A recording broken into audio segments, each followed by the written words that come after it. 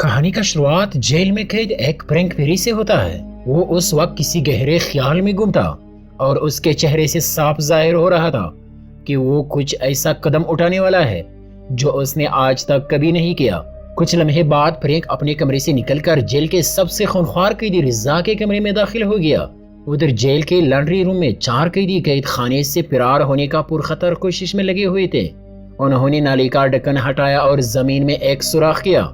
एक एक करके वो उसमें उतर गए, लेकिन ब्रूडा वही रुककर अपने करीब दोस्त फ्रैंक का इंतजार करता रहा, क्योंकि मंसूबा यही था कि सब साथ निकलेंगे। मगर ऐन वक्त पर फ्रैंक की बजाय लेसी वहां आ गया। कुछ देर बाद ब्रूडा भी उस सुराख में उतर गया, लेकिन जल्दी में अपनी टोपी वही भूल गया। कुछ देर बाद फ्रैंक, जो कि जख्मी हालत में था, वहां पहुंचा। उसने ब्रूडा की टोपी उठाई और फौरन उस सुराख में छलांग लगा दी। चंद माह कबल फ्रैंक एक आम कैदी की तरह जेल में जिंदगी गुजार रहा था। उसका काम लॉन्ड्री रूम में कपड़ों की धुलाई करना था। उम्र कैद की सजा होने की वजह से उसने ये मामूल अपना लिया था और बाहर निकलने की उम्मीद तकरीबन छोड़ दी थी।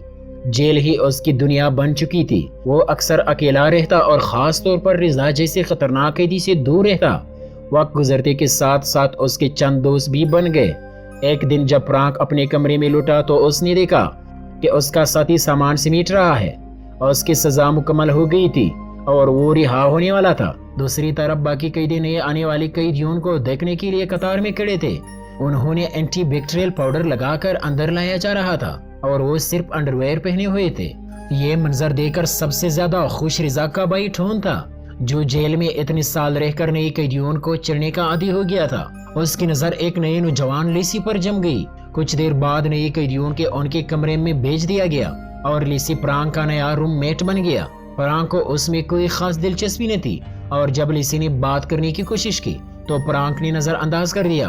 उसी शाम फ्रैंक को 14 साल बाद एक खत मौसूल हुआ, लेकिन बेटी की तरफ से नहीं बल्कि बीवी की तरफ से खत में लिखा था कि उनकी बेटी ड्रग के बायस अस्पताल में दाखिल है और किसी भी वक्त मर सकती है। ये खबर फ्रैंक के लिए बिजली की तरह गिरी, जिसे वो दुनिया में सबसे ज्यादा प्यार करता था और उसकी जान खतरे में थी। इस सदमे के बाद फ्रैंक रात को जेल के चर्च पहुंचा। गार्ड ने उसकी हालत देखकर रात के वक्त भी दरवाजा खोल दिया। वो कन्फेशन बॉक्स में गया, खत निकाला और जोर जोर से रोने लगा। अब वो किसी भी हाल में अपनी बेटी से आखिरी बार मिलना चाहता था। अगली सुबह लॉन्ड्री में काम करते हुए और उसकी नजर वॉशिंग मशीन के पीछे लगे लोहे की जाली पर पड़ी, जिसके ऊपर पाइप्स पानी को जेल से बाहर ले जाते हैं। यही वो लम्हा था जब उसके दिमाग में फरार का मंसूबा जम गया।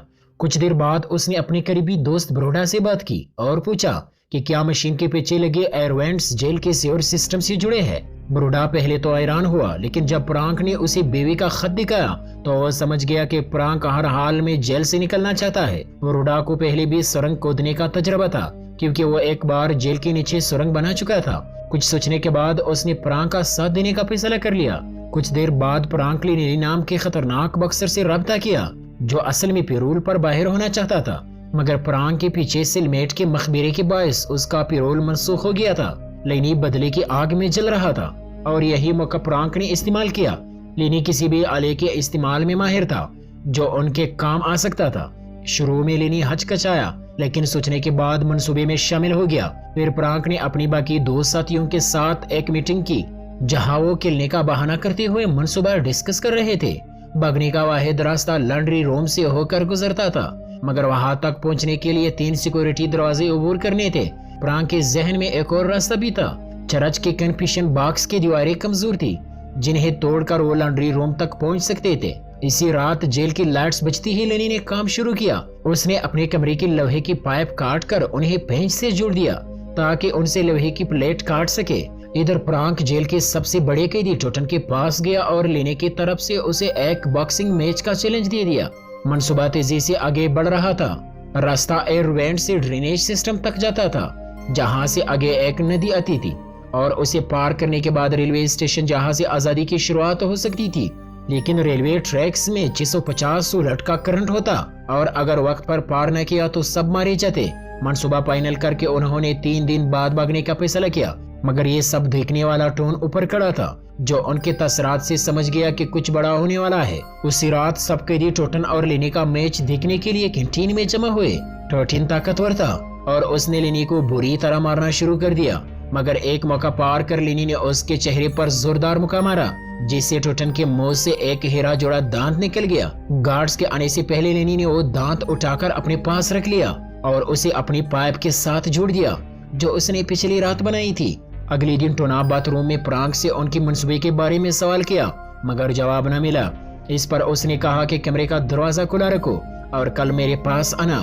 یہ سن کر ساتھیوں کا اعتماد ڈگمگا گیا، کیونکہ وہ جانتے تھے کہ ٹونا رضا کا بھائی ہے اور اگر وہ مخالف ہو گیا تو منصوبہ برباد ہو جائے گا۔ اس لیے پرانک نے تجویز دی کہ ایک نیا آدمی ٹیم میں شامل کیا جائے۔ بٹسٹا جیل میں قیدیوں کو کم مقدار میں ڈرگز پہنچتا تھا اور یہ سب حکومت کے ساتھ ملی بگٹ سے کرتا تھا تاکہ آہستہ آہستہ قیدیوں کی عادت چھڑوائی جا سکے۔ اگلی دن پرانک نے بٹسٹا کو ایک پیشکش دی، جس کے مطابق اگر بٹسٹا ان کی مدد کرتے ہوئے ٹوٹی کو کسی بھی طریقے سے خاموش کرا دے گا تو اس کے بدلے میں پرانک اسے اپنے ساتھ جیل سے باہر نکالے گا۔ بٹسٹا نے بات سنتے ہی فوراً ہاں میں بھر لی اور ایک خفیہ منصوبہ تیار کیا۔ یہ منصوبہ ٹونی کو ہمیشہ کے لیے ختم کرنے والا تھا۔ اس نے ایک خاص دوا بنوائی جس میں زہر ملا دیا گیا تھا اور خاموشی سے وہی ڈرگز لیبارٹری سے باہر نکال کر پرانک کے حوالے کر دیے۔ شام کے وقت پرانک کچھ گھبرایا ہوا ٹونی کا انتظار کر رہا تھا اور اس کے پاس بٹسٹا کی بنائی ہوئی وہی دوا بھی موجود تھی تاکہ جب ٹونی اس کے قریب آئے تو وہ اسے پکڑا کر ہمیشہ کے لیے خاموش کر دے۔ لیکن بدقسمتی سے ٹونی اکیلا نہیں آیا، اس کے ساتھ ایک اور ساتھی بھی تھا۔ ٹونی نے بغیر سوچے وہی ڈرگز کا پیکٹ اپنے ساتھی کو پکڑا دیا۔ ٹونی کی نظر تو پہلے ہی لیسی پر خراب تھی، مگر لیسی باقی قیدیوں کی طرح خاموشی رہنے والا نہ تھا۔ اس نے فوراً ٹونی کی اس حرکت کے جواب میں اسے بری طرح زد و کوب کرنا شروع کر دیا۔ جیسے ہی ٹونی کے ساتھی نے یہ منظر دیکھا تو وہ ڈر کے مارے بھاگ گیا، مگر جاتے ہوئے ڈرگز کا پیکٹ لے جانا نہیں بھولا۔ ادھر ٹونی اتنا زیادہ پھٹ چکا تھا کہ چلنے کے قابل بھی نہ رہا۔ وہ جیسے ہی سیل سے باہر نکلا تو سیڑھیوں سے لڑک کر نیچے گرا اور موقع پر ہی ہلاک ہو گیا۔ اپنے بھائی کا اچانک موت کی خبر سن کر رضا نے پرانک کو اپنے سیل میں بلایا۔ وہی دوسری طرف لیسی کو اس واقعے کے بعد سولیٹری کنفائنمنٹس میں ڈال دیا گیا۔ سبھی لوگ جانتے تھے کہ ٹونی اپنی ہی حرکتوں کے باعث مارا گیا، مگر کوئی بھی زبان کھولنے کو تیار نہ تھا۔ اب صرف ایک ہی چشمدید گواہ بچا تھا جو کہ پرانک تھا، کیونکہ ٹونی کا ساتھی بھی اس زہریلی دوا کے اثر سے مر چکا تھا۔ اس لیے رضا پرانک سے اصل حقیقت جاننا چاہتا تھا۔ اس نے اسے اسی رات اپنے سیل میں بلایا، لیکن اتفاق سے اسی رات پرانک اور اس کے ساتھیوں کا جیل سے بھاگنے کا پورا منصوبہ بھی شروع ہو چکا تھا۔ ہر قیدی اپنے اپنے کمرے میں اپنے کام پر لگا ہوا تھا۔ ادھر پرانک کو یہ خبر ملی کہ اس کی بیوی ملنے آئی ہے۔ بیوی نے بتایا کہ صبح صبح اسپتال میں ان کی بیٹی کا انتقال ہو گیا ہے۔ یہ سن کر پرانک بالکل ٹوٹ پڑا اور اب اس کے پاس بھاگنے کی کوئی وجہ بھی نہ رہی، کیونکہ وہ سب کچھ تو صرف بیٹی سے ملنے کے لیے کر رہا تھا۔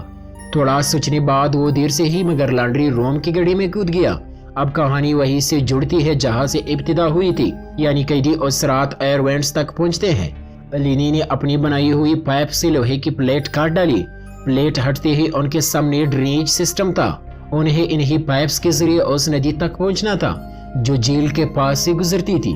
بہت سی مشکلات کے بعد وہ سیور کے آخری حصے تک پہنچ گئے، لیکن دیکھا کہ آگے ایک دیوار بنی ہوئی ہے۔ لینی نے غصے میں لیسی کو دھکا دے مارا، مکہ دیوار پر لگا اور دیوار کا ایک حصہ ٹوٹ گرا۔ یہ دیکھ کر انہیں اندازہ ہوا کہ دیوار نہیں بنی ہے، تو سب نے مل کر اس میں بڑا سوراخ کر لیا۔ بروڈی تجربہ کار تھا، وہ سب سے پہلے اندر گیا اور کھدائی شروع کی، مگر کچھ ہی لمحوں میں مٹی اس پر گر گئی۔ پرانک نے دوست کو بچانے کے لیے بے انتہا محنت کی اور آخرکار بروڈی کا ہاتھ پکڑ کر اسے نکال لیا۔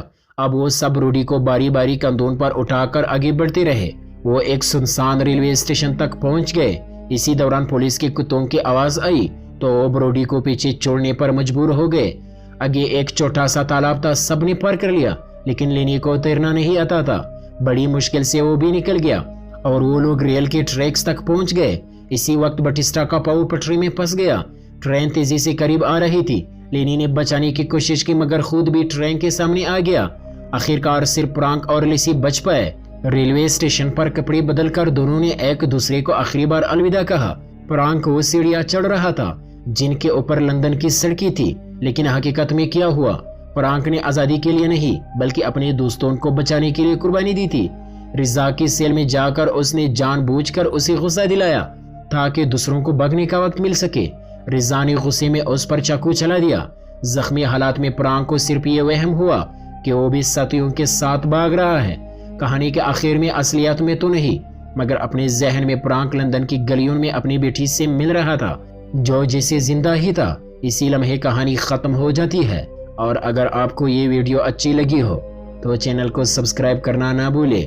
ملتے ہیں نیکسٹ ویڈیو میں، تب تک کے لیے گڈ بائی۔